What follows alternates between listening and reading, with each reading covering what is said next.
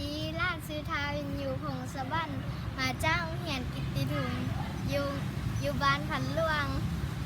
ร้านอยู่ห้องป .5 สิมาห้องเพลงชีวิตครูเซิงจะเป็นแนวได้นั้นไปหัดชมหัดฟังกันได้เลย เมื่อหวนคนึงถึงชีวิตครูจะหาใช้มาเทียมครูเหมือนครูนี่อยากเต็มทนพ่อนคืออดสาส่องหาวิชามาใส่ตนเพื่อความหวังให้เป็นผล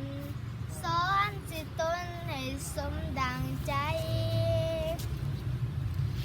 อีกนั้นครูยังดิ้นหนทุกอย่าง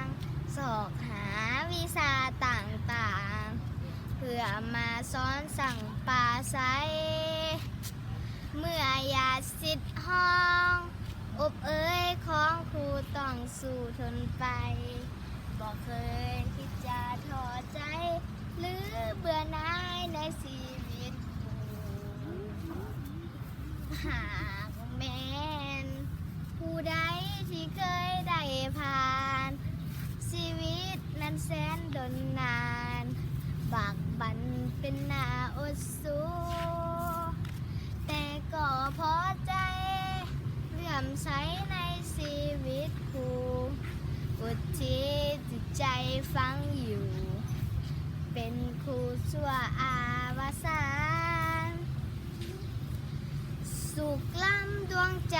เกิดมาหนเดียวด้วยหัวใจมันน้อมเหนียวสิ่งเดียวขอปรารถนาเกิดมาเป็นครูเพื่อหวังสื่อส